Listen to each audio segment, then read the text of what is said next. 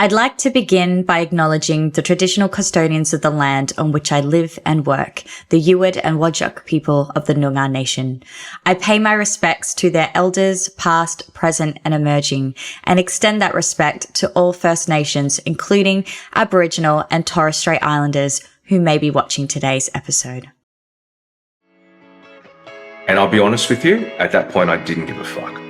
Being a master of your emotions, managing your perspective daily, and also managing and controlling your environments. But once we let that go and we just allow ourselves to be, it's funny how everything else just seems to fall into place. Everybody deserves a brilliant, drug-free life.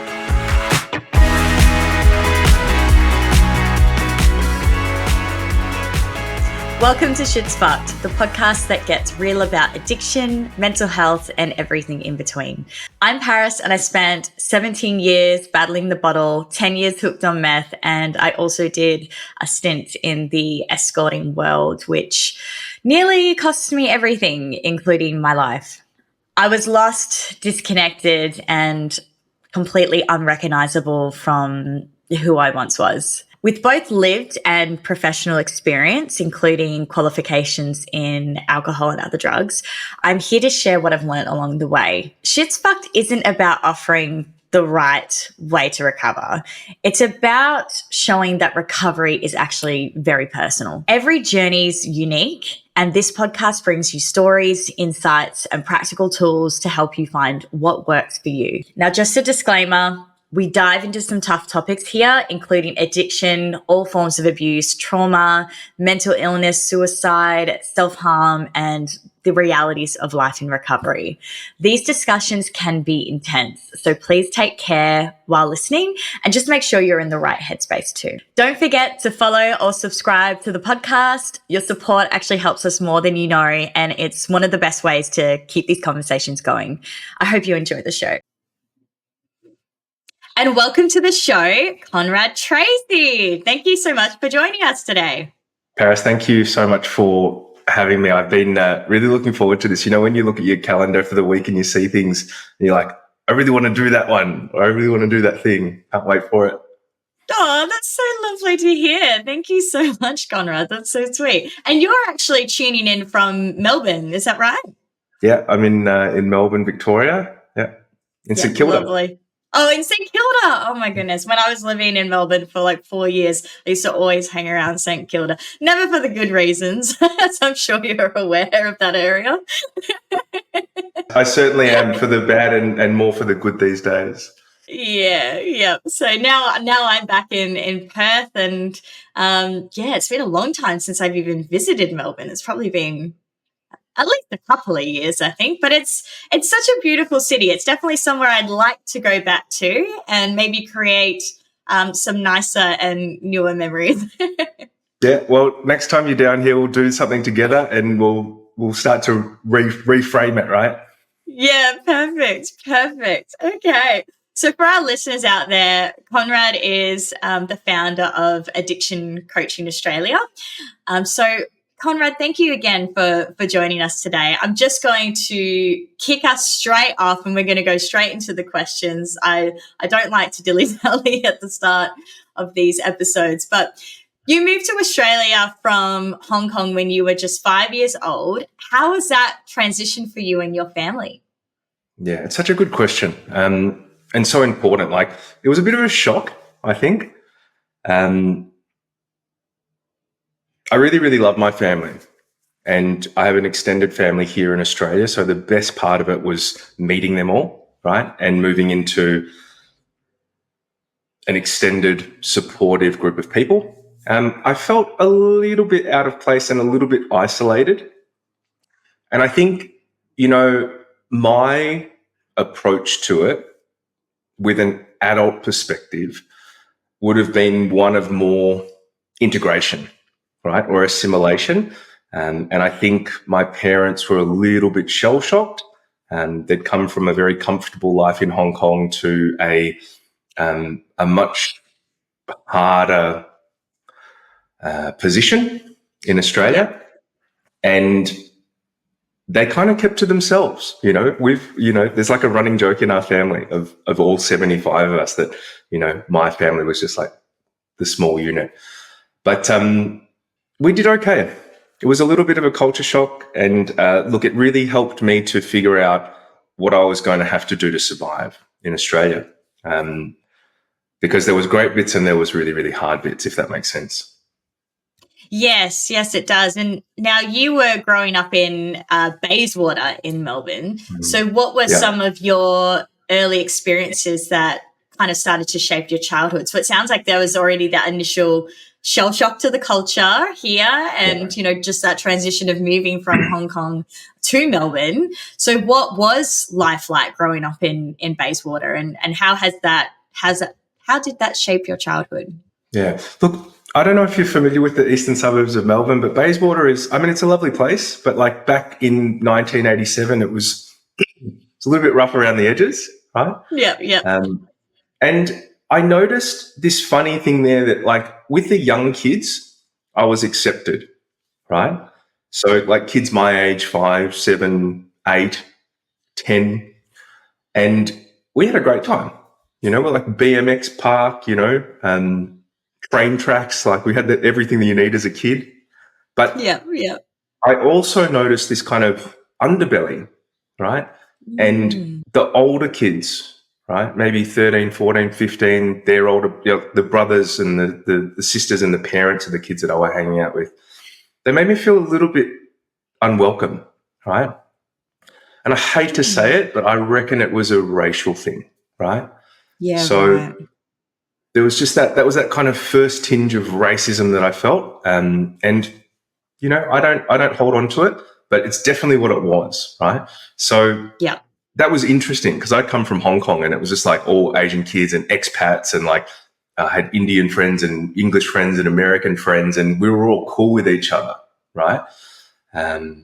Australia was a little bit different. So again, just gave me a view of what I was going to have to deal with, and it really prepared me.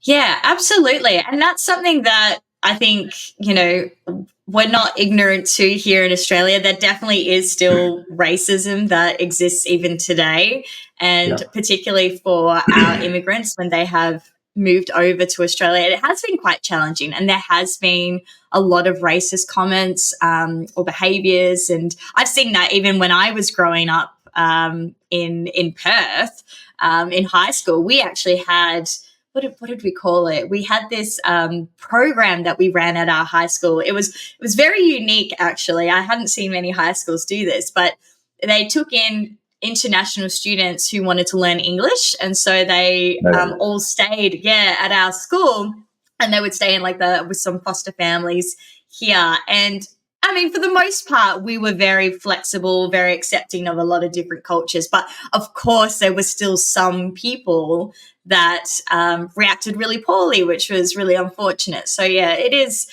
definitely something that still exists today. And I'm sorry that you had that experience. Is that something that you still ever have to deal with now or today? No, I mean, I think, I've become much more comfortable in my own skin, and I've lived here for a long time. I'm Australian through and through, and I guess I'm really lucky in that I've created a life where I'm not sheltered, but I'm very particular, right? Yeah. I'm very boundaried, and I'm also very blessed. Okay. So who I am with, where I'm at, how I travel, when I have to go out, I'm really lucky. Like I'm surrounded by incredible people, and most of my friends and most of the people that I find really deeply aspirational are people that I spend time with overseas or on the internet.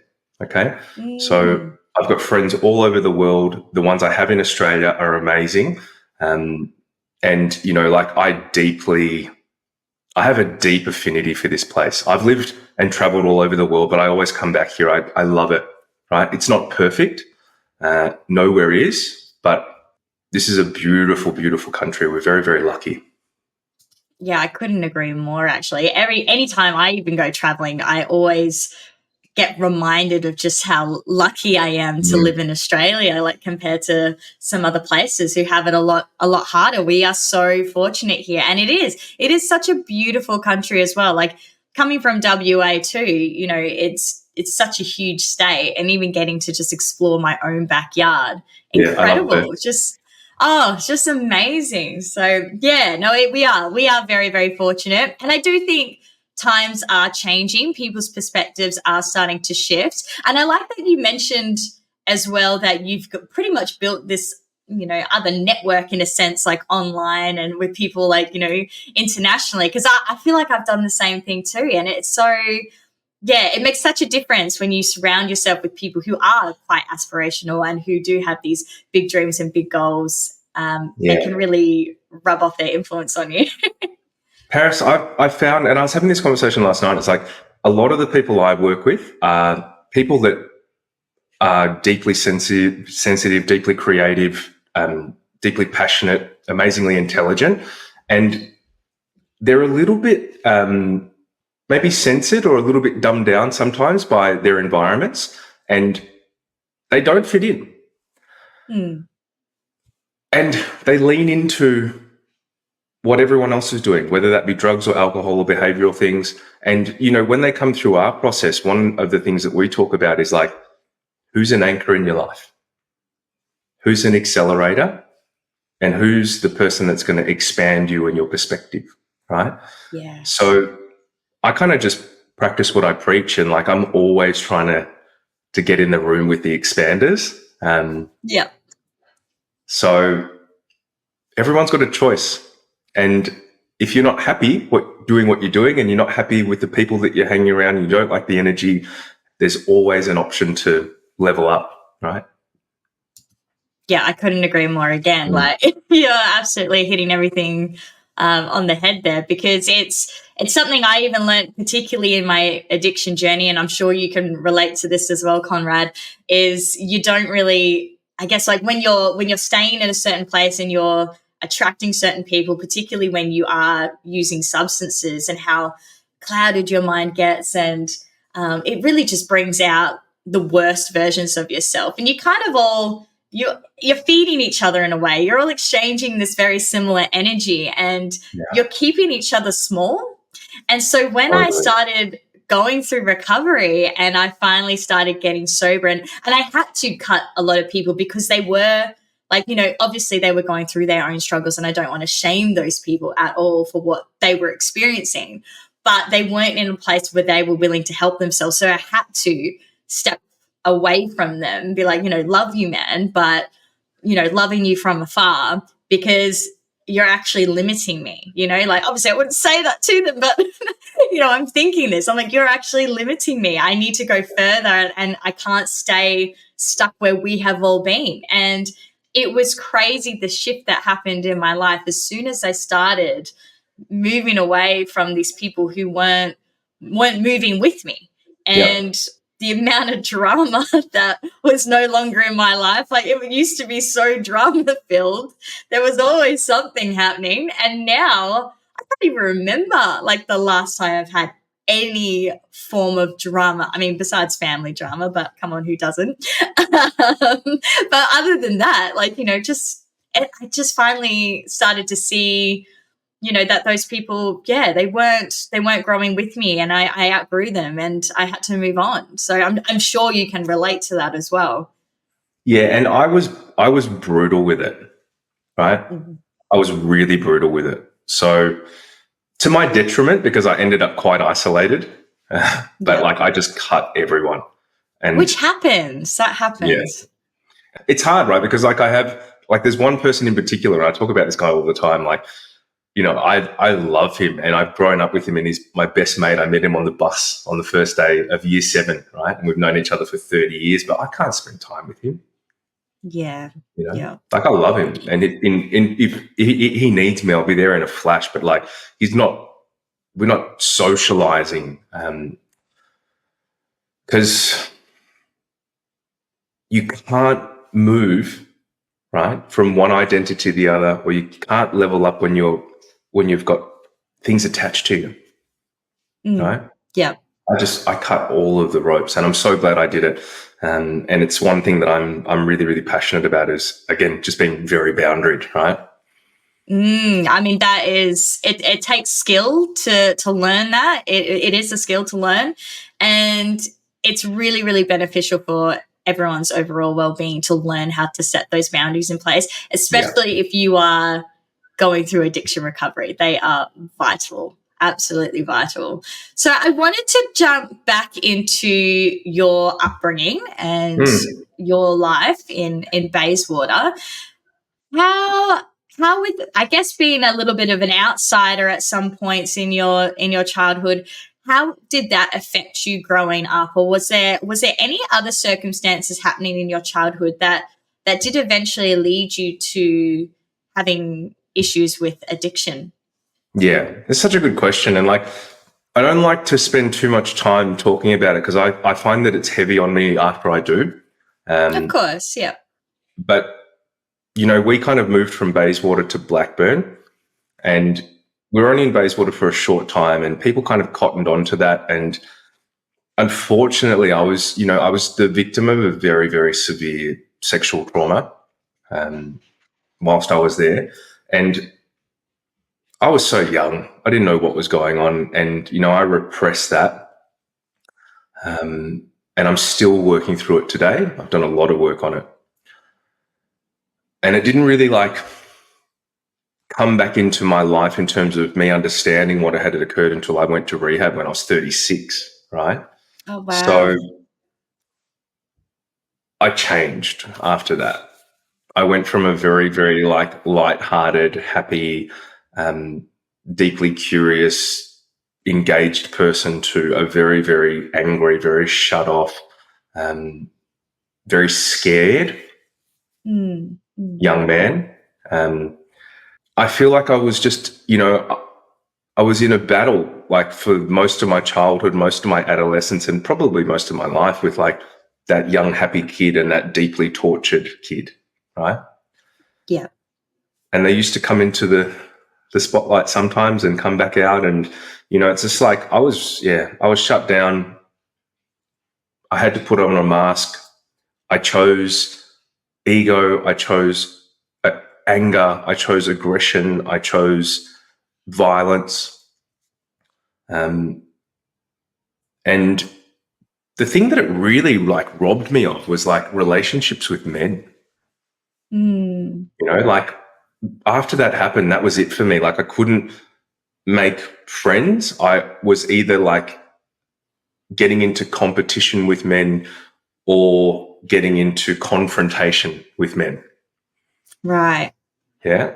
And, today I have beautiful male friends. Like we go to the football and we do things and we do well-being stuff together. And that camaraderie is so incredible. So it's funny, because like I think more about that as a loss than I do about the actual trauma. And Yeah. again, everything that's happened to me, and there's been a lot, right? I've led a very colourful life. Um, it's all part of the toolkit, Um, I'm not the type of person that's going to let things like that stop me. Yeah, well, thank you so much for sharing that. That was, it's something I can certainly relate to, and a very common trauma response as well that I'm sure a lot of listeners will be able to relate to as well. Like, especially when you mentioned, having that complete shutdown, the lack Mm. of trust, it sounds like it was just, yeah, it really changed you as a person, as you said, and you've had to really work on reconnecting with yourself Yeah. later on in life. So, despite these challenges, I know you mentioned to me previously when we've talked that you actually excelled really well academically. So, what motivated you to succeed in school, even though you were dealing with all these internal struggles? Yeah, it's a really good question. I thought about this and like, it's good to be good at things. Hmm. And my father was Chinese. He was Yeah. fairly traditional. And I think there was an expectation on me that I felt.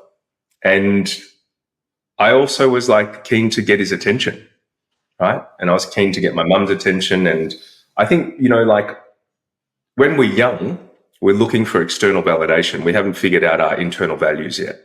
Okay. Yes, So absolutely.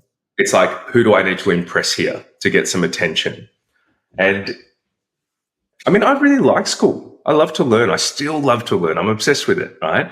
And I really like to do well at things. I think I was like school captain a couple of times, and, like I've always gravitated towards leadership, but only in periods in my life when I'm well enough to be accountable to it. Okay. So, yeah, I've always been driven. I've always been motivated. I've always had a passion for learning. And I kind of, I like to win, but not in a competitive way, more like in a race against myself, right? Yeah. I think about this thing which I love that I heard, which is N equals 1, which is like, yeah, do tell. well, the sample size is 1, okay? And you're 1. So everything that you do, everything that you approach, every obstacle, right? You're in a experiment or a vessel or a study with yourself. So that constant self-improvement and I just put myself up against my own bar every day, right? And I think I've kind of intrinsically been doing that my whole life. So yeah. Do you think that could also have been a trauma response in itself? The fact that you were trying so hard to succeed. Yeah. Because like, I have. Sorry, continue. No, it's like, like absolutely, and it's like it is not a coincidence that when you get into this world and you start mixing it up with people who are very good at life, right? Yeah. So I'm again really lucky. I get to hang around with like some of the world's best coaches and the world's best entrepreneurs and incredible people in my program who have built amazing things and businesses, and a lot of them are trauma survivors. A lot of them have got ADHD. A lot of them have, on the spectrum. Yeah. So when the internal, again, is so hard to deal with, we just, we lock into other things. That focus. But yeah, absolutely a trauma response. Absolutely. Yeah. Because it kind of reminded me of Caroline Bruni, who was actually on the show like a couple of episodes ago, and she's a trauma survivor, and she talks a lot about how she was like a high functioning trauma survivor in the sense that she wanted to make herself look very successful on the outside because she wasn't feeling that way on the inside. So I just was like, okay, so it's most likely quite a common experience that people with trauma have gone through. Yeah. And that's the thing. It's like, it's that fake it till you make it thing, right? So the more developed version of that is that you pick an identity and you go and do it, right? I'm going to be X, and you put on the shirt or the tie or the shoes and you play the role. Okay. But if you don't do the work on your subconscious, right, and all of the stuff that's going on there, it's never going to meet you in that success. It's never going to meet you in that identity. It's never going to meet you in that role. Right? Yeah. And that was me early on in life. So very impressive, but always failing, starting things, not finishing them, because my subconscious was just like holding me back. And that's the deep work that I have done and that I am doing. So that initial reaction to the trauma, which has actually got me a long way, can, I guess, marry, right, with internal values, subconscious, and just feel a little bit more holistic and integrated, if that makes sense. Yeah, it does. Yeah. It's a process. Thanks.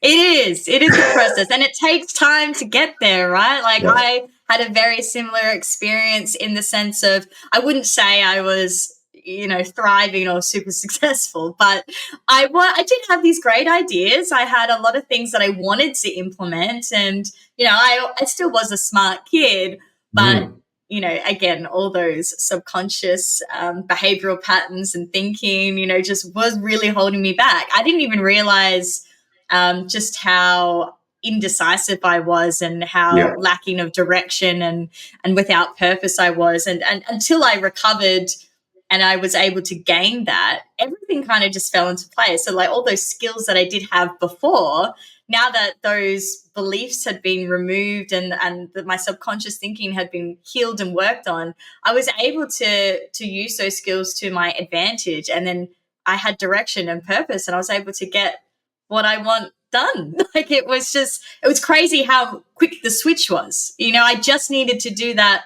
underlying work, and then everything changed. Yeah. And also like spiritually, right? Like not being covered in a drug and not being covered in the energy of all of the people around you that are doing drugs and all of the, shit that you have to go through on a day-to-day basis to be in that world. Once you get that muck off you, right?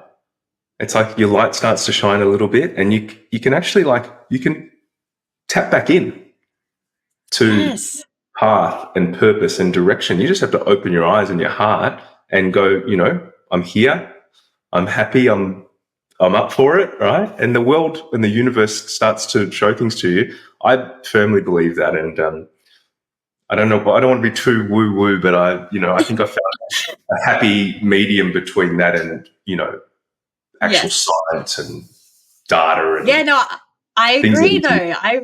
I really agree, because I think that's a part of really connecting to our authentic and genuine selves, right? Because we are so disconnected from who we are while we're in active addiction. It's like returning to ourselves. It's amazing. It's an incredible journey. It goes back to that point that I said earlier of people like maybe not fitting in and just trying to fit in, right?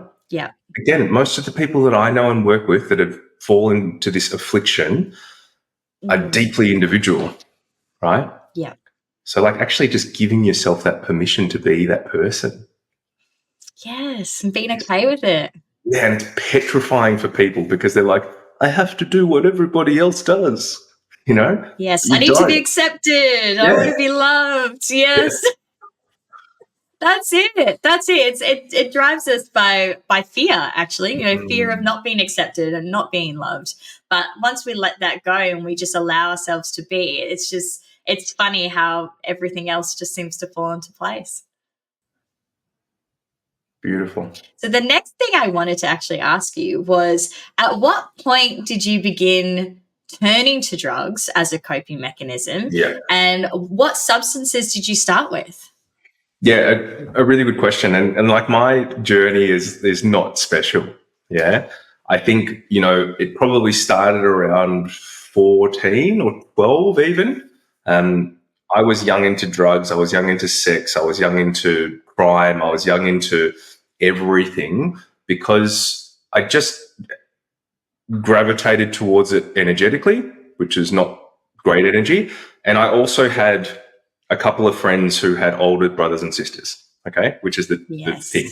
So I graduated pretty quickly. My parents were always at work, like literally, like they just grinding. They did it for like 15 years. I barely saw them. So I was really left up to my own devices. And I started with weed, right? So I started smoking weed. Weed back then was like, it was a laugh. It wasn't that like heavy hydroponic shit that like gives you, that puts you in psych wards, right? And I watched a lot of my friends graduate into that, and they're still there, right? So weed, smoking that, selling it, flipping it around. That was the first thing. And then I got into pills. And for me, that was like, I felt like every door had opened up, right? Because remember, I'm like this shutdown thing. I've been like severely traumatized.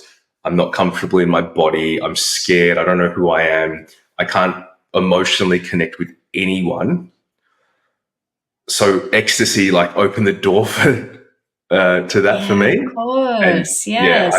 I leaned into that. So like in Melbourne in the late 90s, early 2000s, all the hard energy scene. I was like going to Bubble and, I think it was called Fracture or whatever, like all of these clubs. And just doing that thing of going from like Thursday to like Sunday or even Monday every weekend.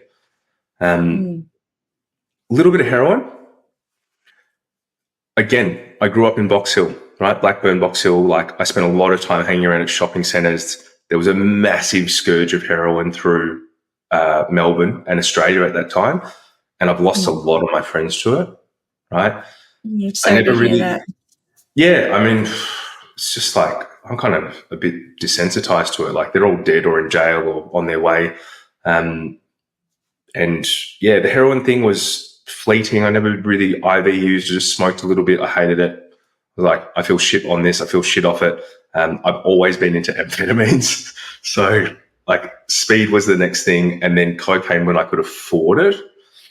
And I was always deeply against ice, right? I remember there was one point where I was selling drugs, right? Let's be frank. And, a lot of drugs. And I used to have like bags of ice, like ounces and ounces of it. And I used to sell it, but I'd never touch it. I was like, I'm never doing that. That's it's fucked, right? And then one day I did. And that was the start of the demise. Yeah. Yeah, very very relatable. It's a very hardcore drug, that one. Honestly, I think a lot of people don't understand the grip that methamphetamines in particular has on a person and just how quick it is to become addicted. Yeah, it feels like it happened overnight for me. Oh, same, yeah. Honestly. Like, I mean, I tried it first when I was 14, but I think when I got reintroduced to it again when I was 20, it was just under such different circumstances, and it was really just making me feel a lot better within myself. And I was the same as you. I didn't really care for opioids or heroin or anything like that because I didn't want to. I guess I didn't like the feeling of being slow. I liked the rush. Yeah. Yeah. Funny how that works. There's some people that really just want to like slow down and relax, and then there's other people that just want to skyrocket. But it's very, very, very quick to get addicted to, and so damaging. I mean, it can really accelerate such a deterioration in your life so quickly, like blink of an eye. Yeah, like cognitively as well. The thing that I noticed was just like, again, going from this place of like deep learning, and I managed to do a couple of degrees, and like as soon as I graduated to meth, my brain was just like junk.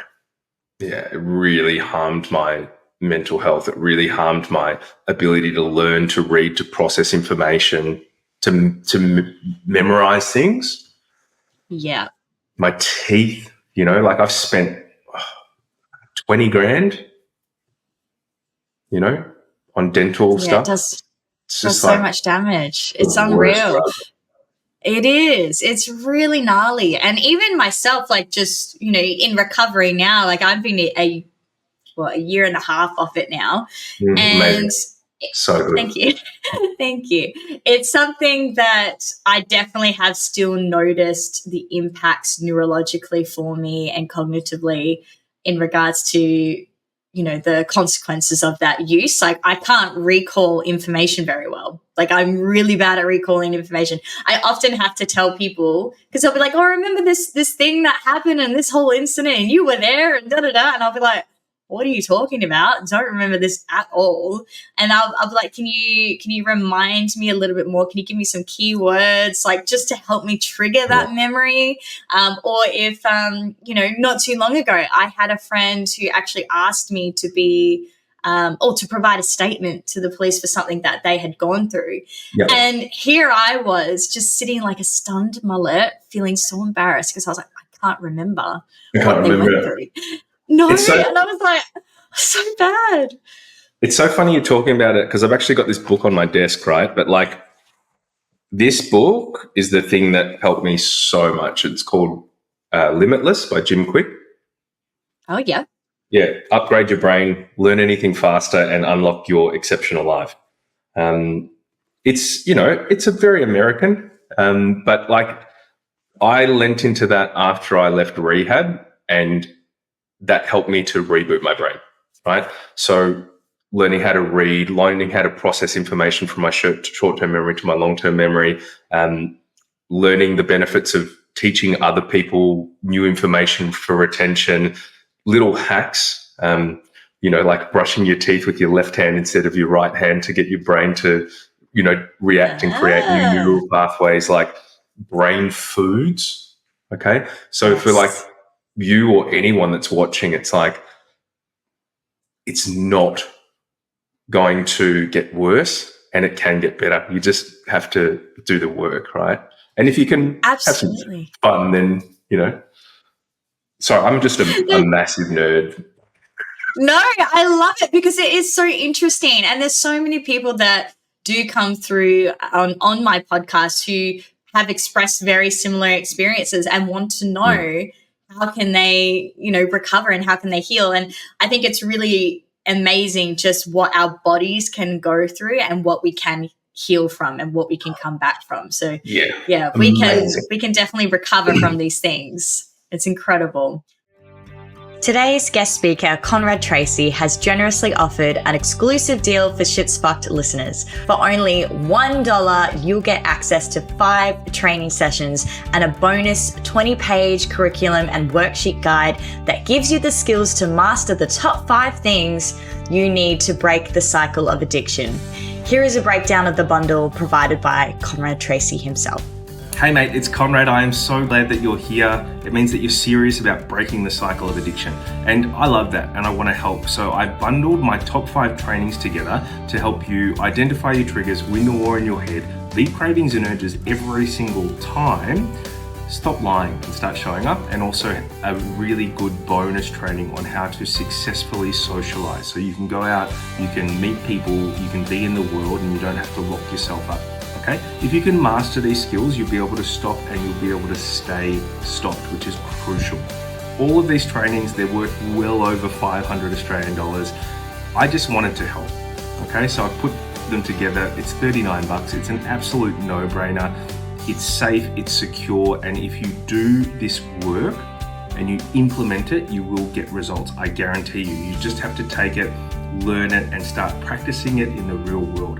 I'm so glad you're here. I hope this helps, and I'll see you on the inside. Bye. Now, I know he mentioned $39 in his clip, but he's provided our listeners the bundle for only $1. And yes, you heard that right. You get access to this training for only $1. Just use the discount code Paris at checkout.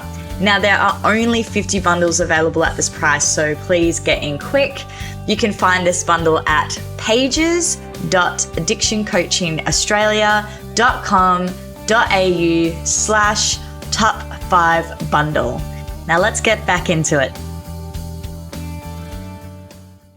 I'm just going to jump into our next question though. So you mentioned just really briefly that you were selling drugs. Now was there guns around?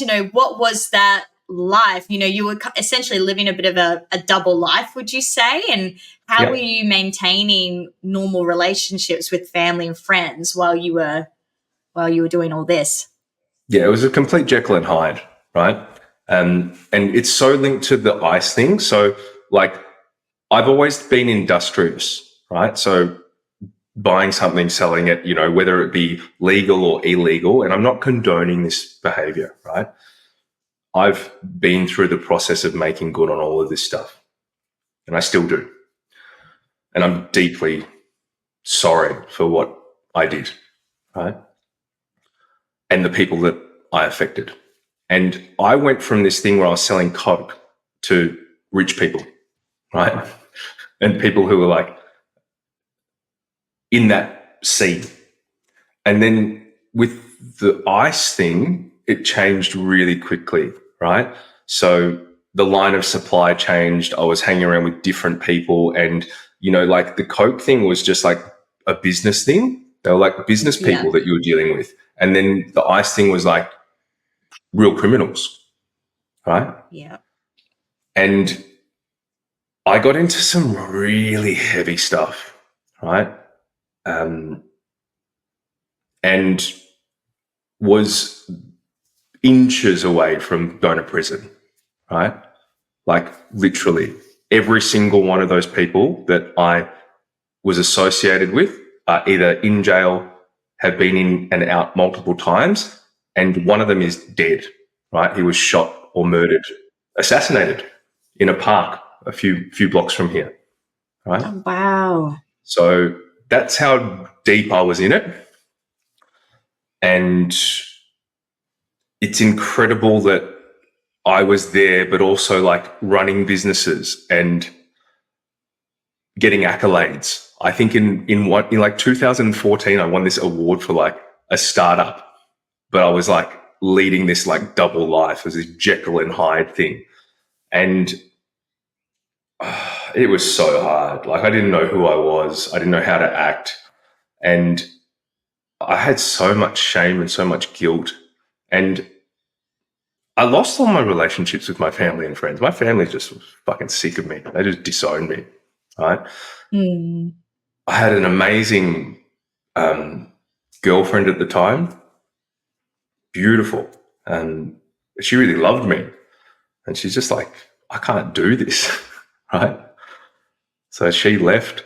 All my friends left. They're like, mate, you're fucked. Like, get your shit together. It's like it's not fun anymore, right? Really heavy.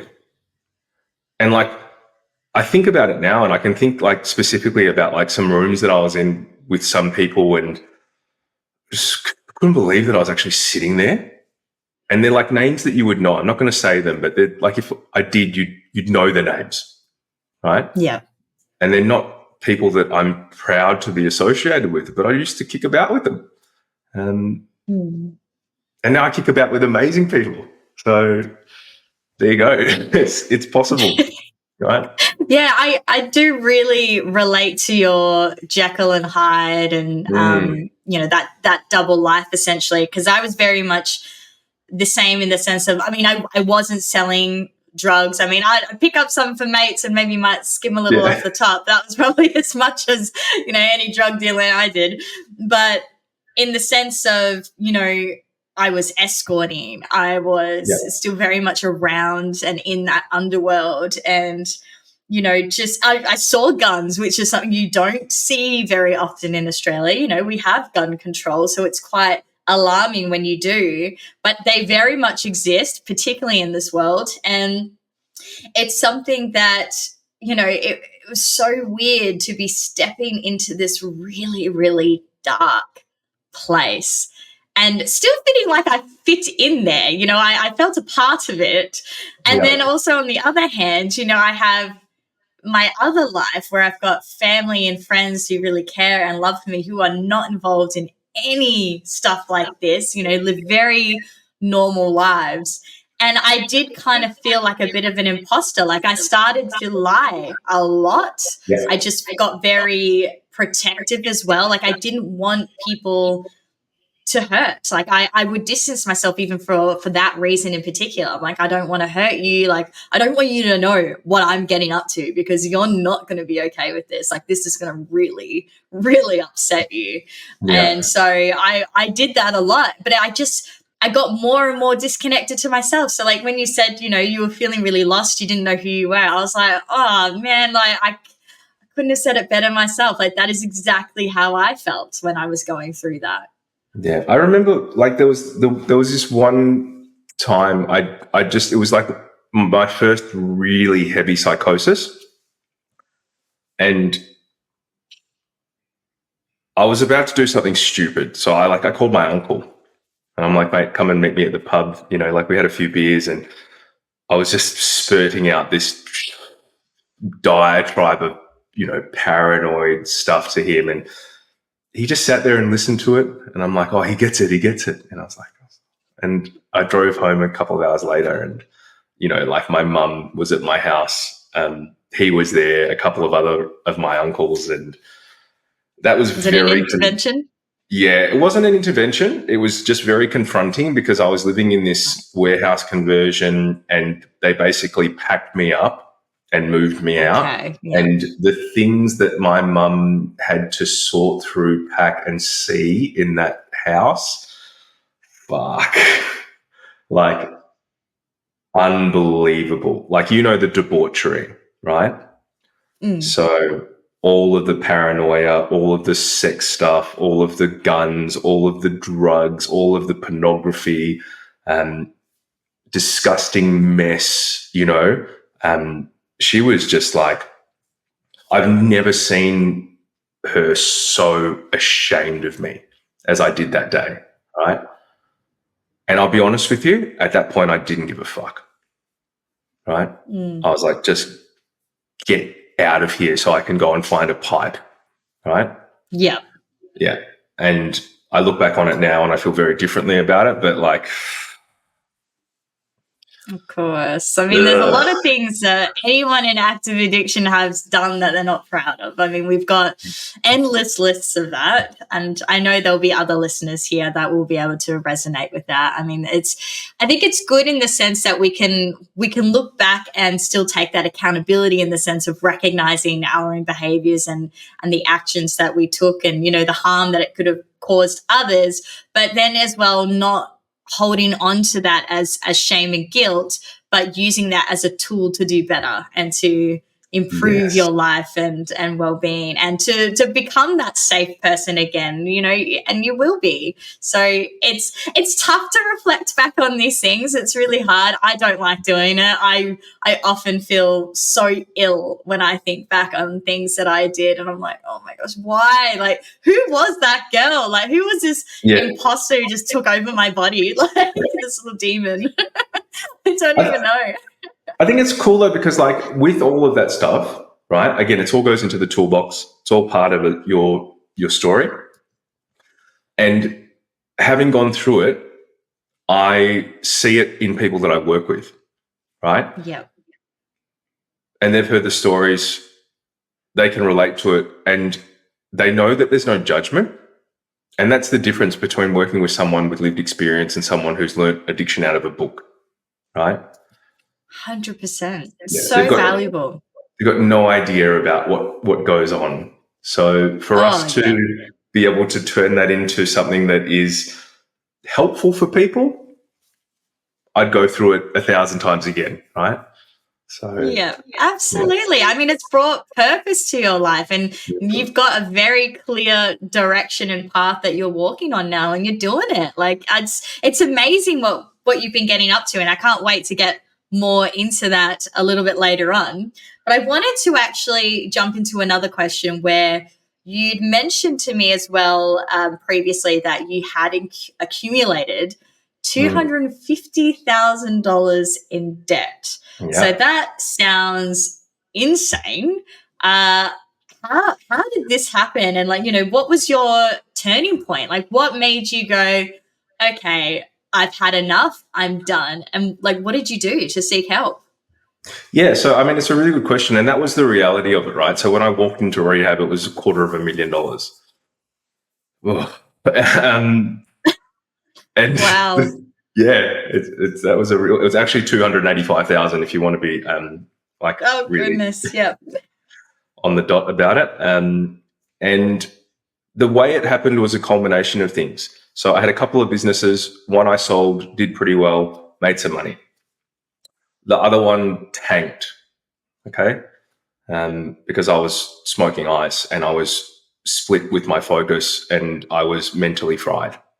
I lost a lot of money there. Plus I had I think there was some debts from drugs there or things that I just gave back because I didn't want, but I still had to pay for. I mean, you know how complicated it gets. And that was the number. Yeah. Right. Mm-hmm. I had nothing left. Like I was so finished mentally and physically and so desperate that I was willing to do anything. And also like I was on the last legs with my family. Yeah. Yeah. Like they had enough. So if I didn't, I would have been on my own, which petrified me. And it petrifies me now, right? But in that mental state, I would have died. And, you know, like, I was really at the basement of rock bottom, you know, like to the point where I was like, if I kill myself, I remember like logging into my superannuation account and trying to figure out what the payout would be on on the insurance that was included in that, and if my mum would get it if I killed myself. Like, is it still payable with suicide? Right. So, like, I mean, I haven't really told many people that, but that's where it ended. And then there was something inside of me that just went, mate, like, let's go and do the work. Give up, right? I didn't give up. I just I gave in to the process, and I asked for help, and was very lucky to get it. Very lucky. Oh, thank you so much for sharing that. I mean,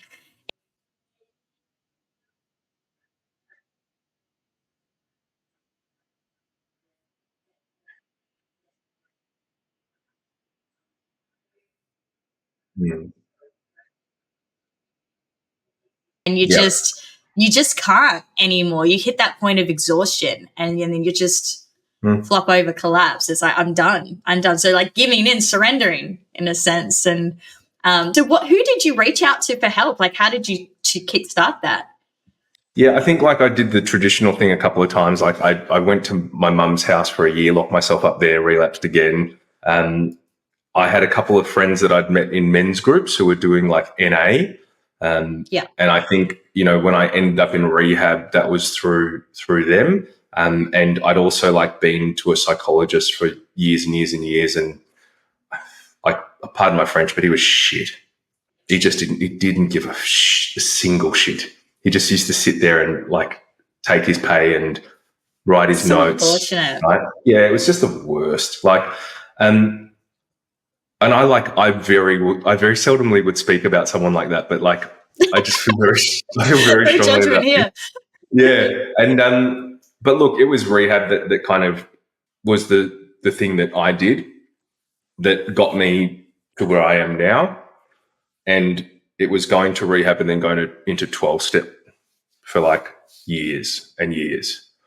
Oh, thank you for sharing that, Conrad. So you went to rehab in Melbourne, and you followed. Was it a 12-step program within the rehab that they had?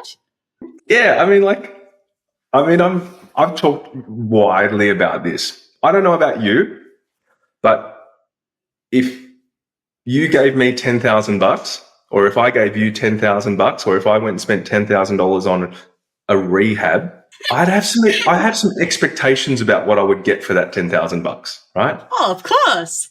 Yeah, you'd probably want like really well facilitated groups. You'd probably want some one-on-one time with a motivated, I want some red saunas. I want an ice bath. Yeah, interested counselor, some holistic programming, right? You'd probably want great food and a beautiful environment. Yeah, and what I stepped into was like some house that someone had rented, and then was subleasing, and it was being run by people who looked like they were probably barely clean, right? Right.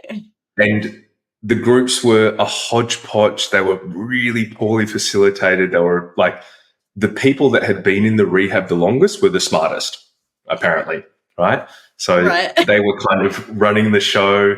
We had to cook our own meals. I always make this joke, and I love this about my rehab experience. The thing that it taught me was to pick up after myself, right? The number one thing I learned at that rehab was like, make your bed, do your dishes, clean up, be accountable, be on time, show up, and do the right thing. Okay? So discipline. That was a very good lesson that I learned there, but I didn't learn much else, right? Right. Goodness. So their curriculum was every day we're going to go to a 12-step meeting, right? So I did it because I had no other choice. I wasn't going to push against it. I was just like, yeah, cool. And I watched people push against it. They're like, this is fucked. I'm leaving, right?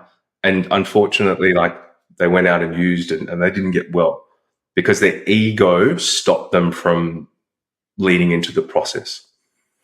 Whereas I was desperate, so I just did what I was told. But I knew that it wasn't quite right. So essentially, so they didn't have their own programs, like their own curriculum. It was literally the 12-step model that they were running. Yeah, just go to 12-step meetings every day. And then when you're finished, your aftercare program is to go and get a sponsor and do 12-step. You might as well have just gone to the meetings. I know. Why I could have saved myself the $10,000. Oh my goodness. And I gotta ask, is this place still running? No. Oh, good. Good. No. Good to know. No, it's not. And I'm not saying they haven't done some good work, okay? And of course. I mean, there would have always been good intent behind it and why they started it in the first place. Yeah. I don't think they would get away with it today. No. Right? It's a much smarter market. People have a lot more choice. And unfortunately, like when you're desperate and you need help, you pay and you get what you get sometimes, right? And there's some people doing stuff in private rehab now, which is, disgusting, still happening, right? So, but let's not get down that. Let's not go down that rabbit hole. Save that for another day. Yeah. So I wanted to actually ask, so you've mentioned, going to rehab, you're doing this 12-step program and, you felt that you didn't really learn a lot out of that besides, I guess, this discipline and this routine, this accountability. So, what would you say, like, would be more substantial for long-term thriving? Like, what were some of the limitations that you were experiencing with this program, and what would you need for long-term success? Yeah, so I think like what I have to say is that that 12-step program actually like saved my life. So let's not discount that. It's helped hundreds of thousands, if not millions of people stay well and stay sober. And I think it's a beautiful thing that people can access for free. But like software, there's the free version and then there's the paid version, right? And the paid version is usually better, right? Yeah. Now, what it taught me was routine. It taught me accountability. It helped me to open up. And it helped me with judgment as well. It helped me to drop my ego and it helped me to stay humble, right?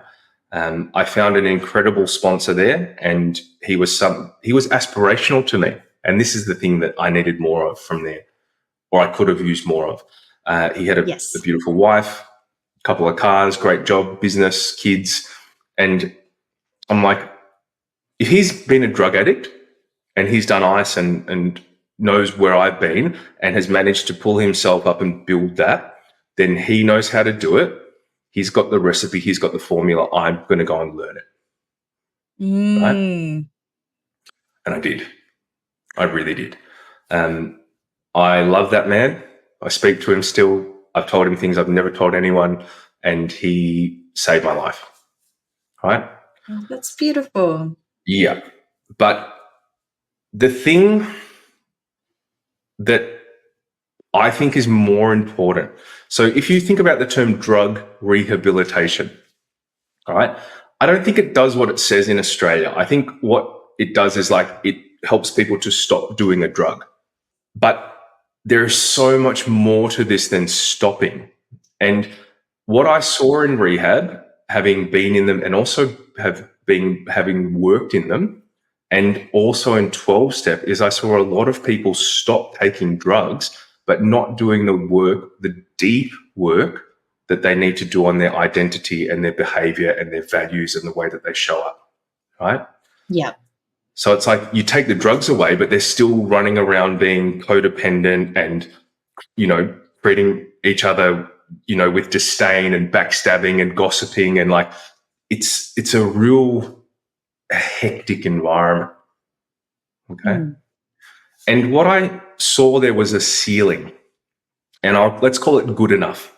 Okay. So the whole point of that program, as far as I saw it, was like, don't take drugs, go to a meeting every day, stay in this community, give your will up to God, try and be a decent person, right? beautiful, complete respect. But nobody was talking about the next step. Nobody was talking about, okay, like I've stopped and I've done my amends and I've worked through all of these things and I've shown up and I've helped others and I've done all of these positions to help and support, and I've sponsored people. Like, now I want to go and start a family. Now I want to go start a business. Now I want to do something aspirational. And there is none of that. Maybe in the States there is, but in Australia there's not. It's just like, stop, don't do drugs. That's the answer. So I wanted more. I wanted the next step. I really wanted to level up in life. And there's been a couple of people that I went through that process with who have. And there's an amazing woman called Sheridan Rose Shaw. I'm not sure if you're familiar with her, but she started an incredible hair salon and has built this empire, and she's doing so well, right? But I think, like her, like me, she was doing stuff adjacent to the program, and she got some coaches and some mentors and went and did some other things that were, a little bit more developed. So, yeah, I don't know if that answers your questions, but the limitations for me were it wasn't aspirational enough. I didn't love that it wasn't modern enough either. Like if you went to university now, right, and you wanted to study law or psychology or something like that, you wouldn't read the text from the 1950s on psychology. You'd read the most recent, current, up-to-date studies, right, which is what I base my curriculum and my learning on. And also, like, there's the religious thing, which, I'm neither here nor there on, but you have to be able to live as a normal person in a society that you choose, right? Giving your will up to God and going into these communities and staying there for the rest of your life. If you want to do that, that is absolutely cool. I don't judge you, but I wasn't going to do that, right? Yeah. I wanted to be able to successfully socialize. I wanted to level up. I wanted to build things, and I wanted to be around people who were aspirational. So, like, I got to the point after 3.5 years, and I did NA AAA+, 110 out of 100, and there's, 300 people in Melbourne that will attest to how well I did NA. Like, I aced it. I did everything. Yeah. But it's 3.5 years. Like, I'm working with people and we're getting them results in 12 months and 18 months. And then I'm waving them goodbye and they're going out into their lives, right? Which is amazing. Yeah. And it's like, 3.5 years. And everybody says to me, they say, Paris, this is the thing I hear all of the time, because my programs cost money, right? Of course. And they say, well, I'm just going to do NA because NA is free. It's not fucking free, right? If you have to go to 5 meetings a week or 7 meetings a week, that's 7 hours of your time. And if you're a professional, right, let's just say you're earning, I don't know, 100 grand a year, or even 250 grand a year, or $500,000 a year. Do you know how much an hour of your time is worth? Yeah, absolutely. It's like, it's time you could be spending with your family. It's time you could be spending on your holistic well-being. Yeah, building other things. Yeah, it's not free, right? Our programs, 2 meetings a week.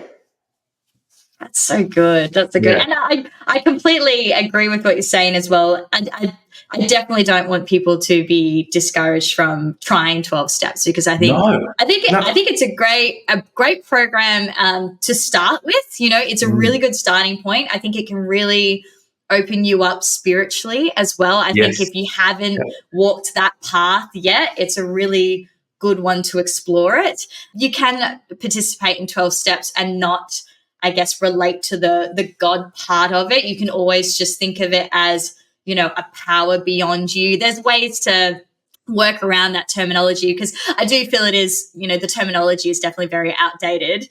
I even did 12 steps it was about 3 months. And the reason that I left, it was great in the sense that I loved that there was a community there. There was people that I could be accountable with. And, particularly in those really early days, it's good to have something to, I guess, occupy your time with, because you're not really ready to start doing all these other things just yet.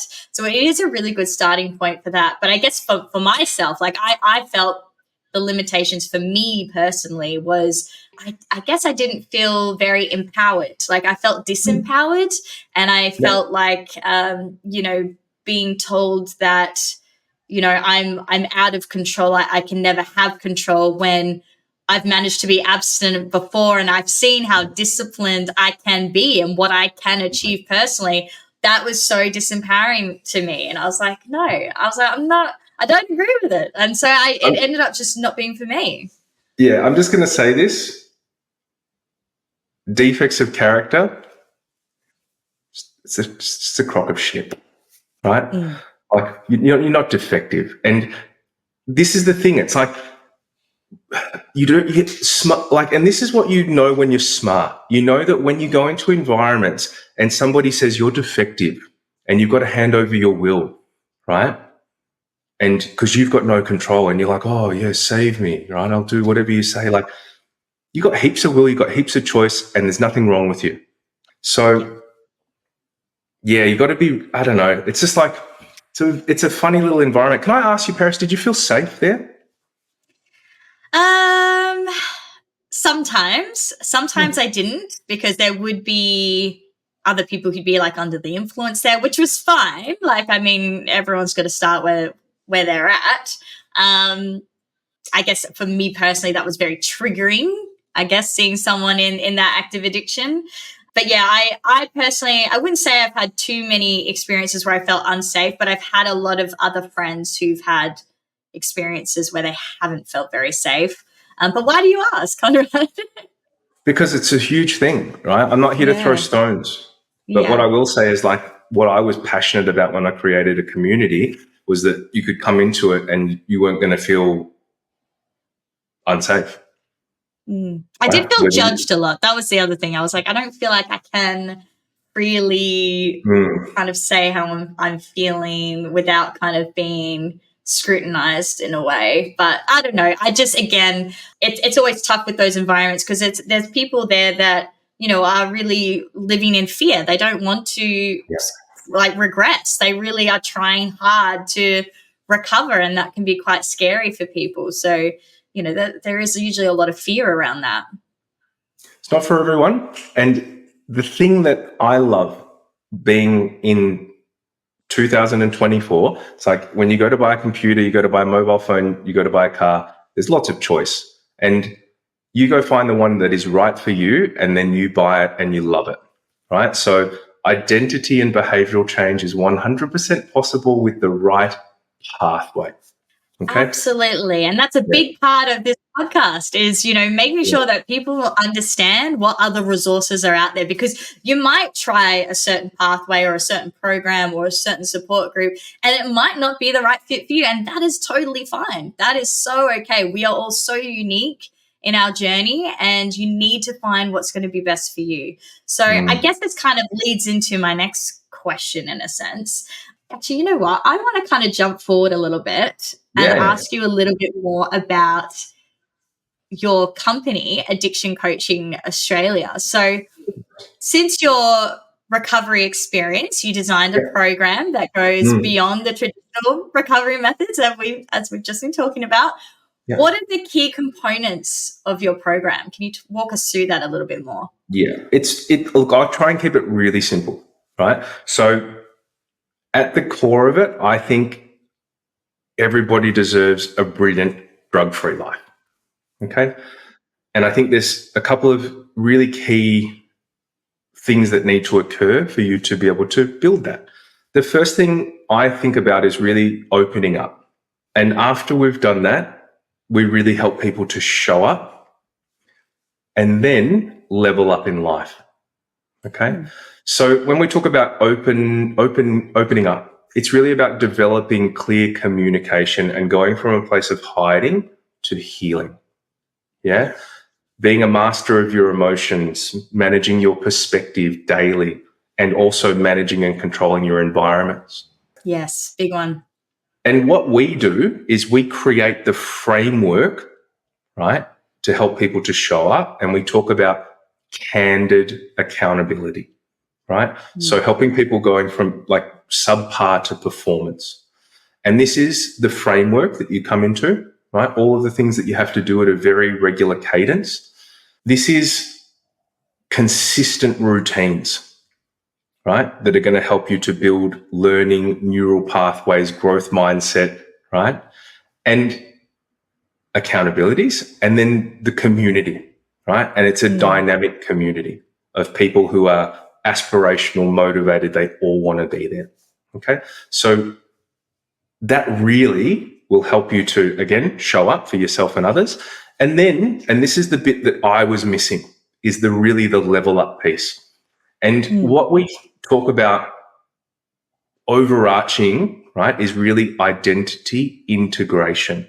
Okay. So claiming a new identity and going from a place of being quite, self-centered to a place of self-belief, right? And here we work on foundational values, internal values.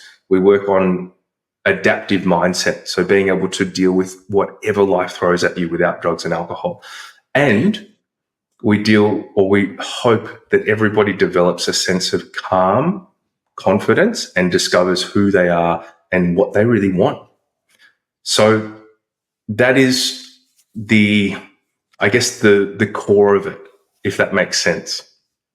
Yes, it does. And it sounds like a lot of those really beneficial foundational skills that really make us up as a person, right? And they're things that we don't learn in school. It's something that we have to go out and learn, usually by, other mentors or coaches. So that's amazing that you're kind of showing people how to really be the best versions of themselves and be able to take their lives even further without relying on alcohol or other drugs. That's amazing. Yeah. And, Paris, like, I can't help people that are in the boot of life, right? I can't help people that are in a victim mentality. They're not for me. I'm not for them. Okay. Yep. Really, the people that I work with they're in the passenger seat and they want to be in the driver's seat. Okay. So yes, they're doing drugs. Yes, they shouldn't be doing them, but they're people with careers, families, responsibilities, high levels of motivation and intelligence, but they've got poor coping mechanisms.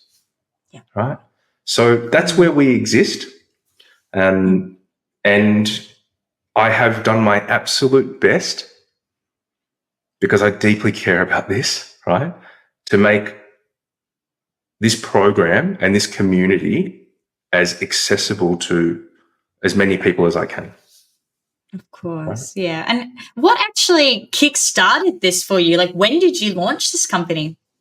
It's such a great question. Like, Paris, I was sick of being a cog. Okay. I was like working this job. I wasn't getting paid enough.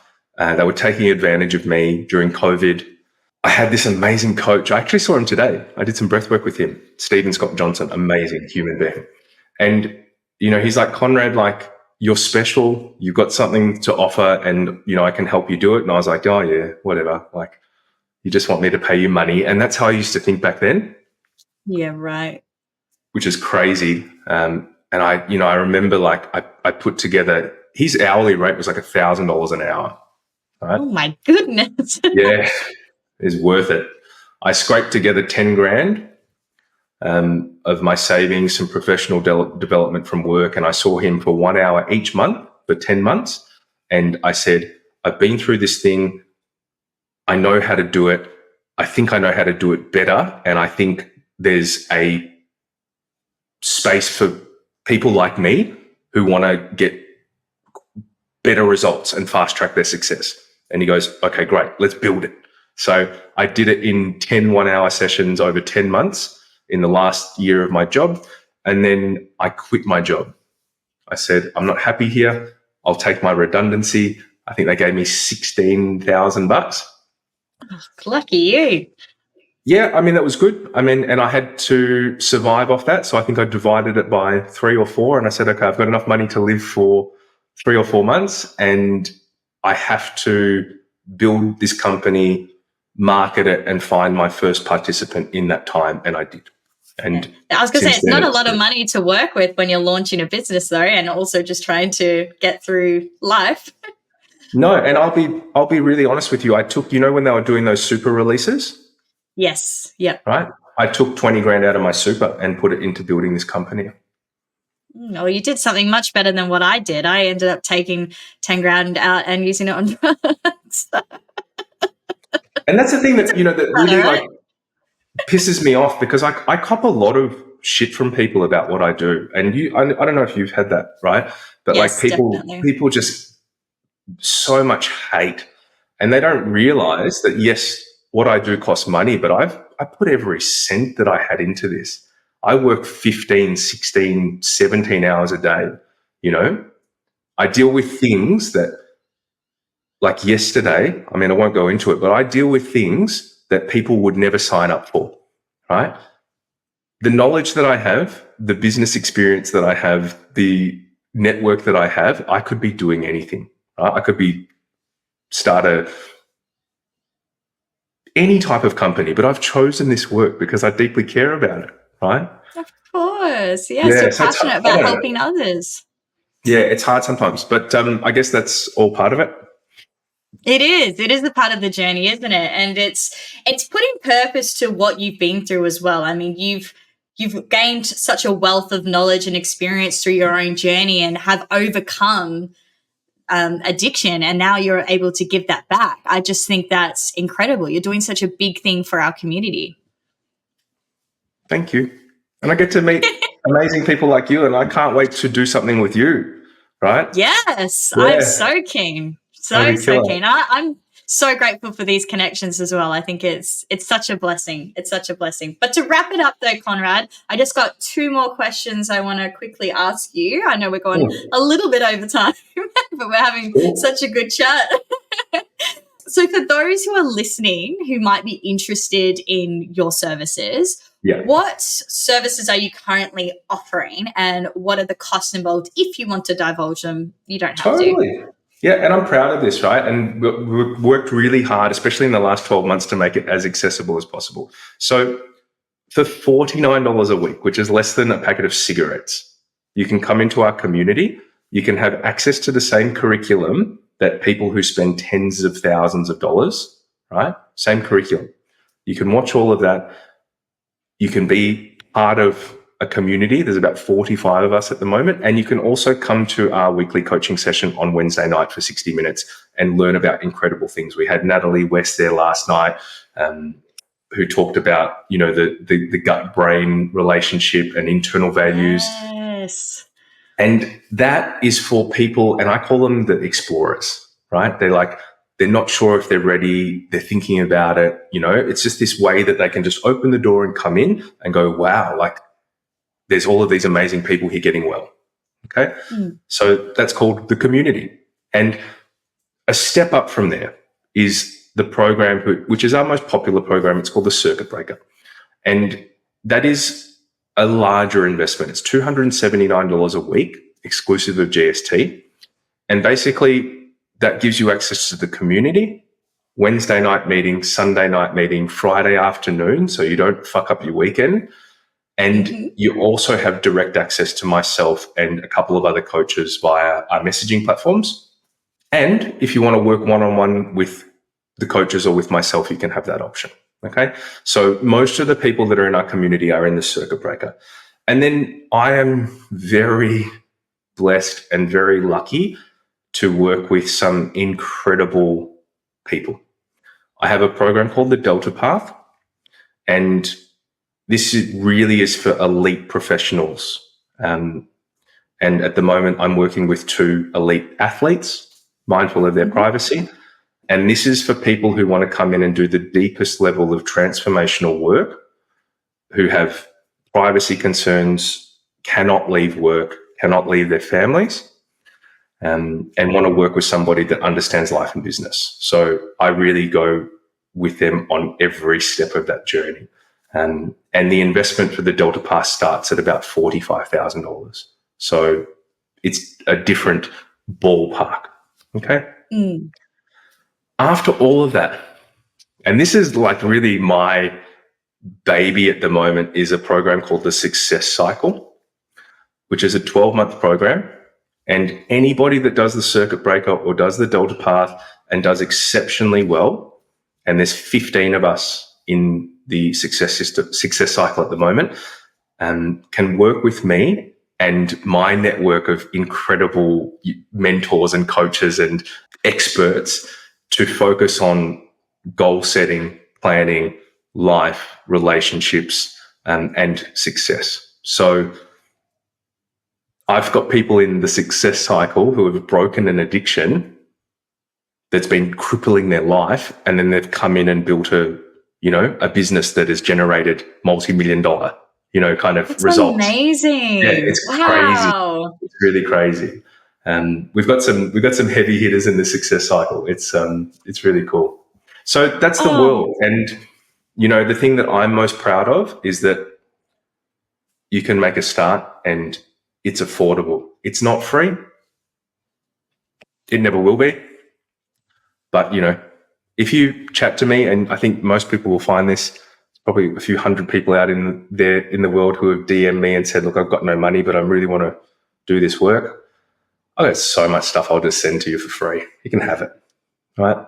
Oh, that's so kind of you, Conrad. What an awesome service that you've got going. I mean, I love that you've even tiered these programs that are going to be, I guess, a bit more tailored and a bit more personalized for what journey that person is on.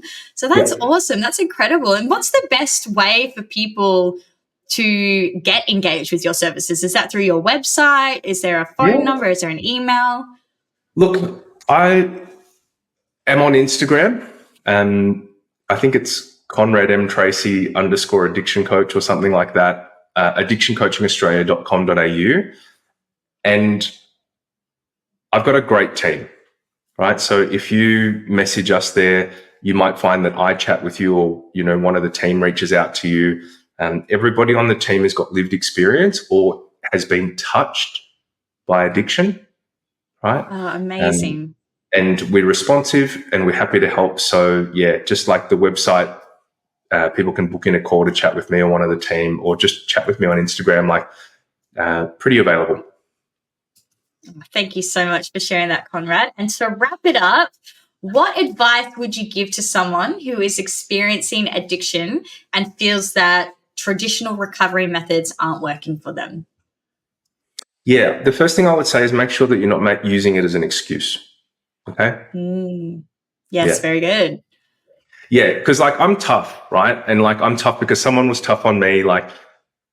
When I say candid accountability, I really mean it, right? So if you're bullshitting yourself, if you're like, oh, I can't find the thing, so I'm just not going to stop, or that's your addiction talking.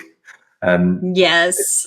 And you need to check yourself on that, because if you really want to stop, you do whatever it takes, which is what I did. Okay. So if you're not prepared to do it anyway, you need to have that conversation with yourself. And then what I will say is that, and I said this before, is that identity and behavioral change are 100% possible with the right pathway. Okay. If you can find that pathway and you can stay the course, then you can build a brilliant drug-free life. Thank you so much, Conrad. I really enjoyed having you on the show. We definitely went longer than I usually do, but we just had such a good conversation. I couldn't stop myself. It's 2 podcasts. We'll split it into 2. Nah, we'll keep it. But thank you so much for coming on, Conrad. I really appreciate it. And I'm sure we'll be in touch soon anyway. I hope you have an awesome day today, and thanks for coming on again. That's okay. And Paris, I think just before we go, what I've done, I think, for you is that I've put together 5 of my top 5 trainings. Oh, yes. Yeah, how to beat cravings and urges, how to identify your triggers, how to win the war in your head, how to stop lying and start showing up, and also how to successfully socialize without drugs and alcohol. Okay. We usually sell that for hundreds of dollars, and I'm just going to send you a link so people can buy it for $1. How's that sound? Oh my God. Thank you so much, Conrad. That's incredible. People are going to love that. Thank you so much. They can have it, and it's a great place to start.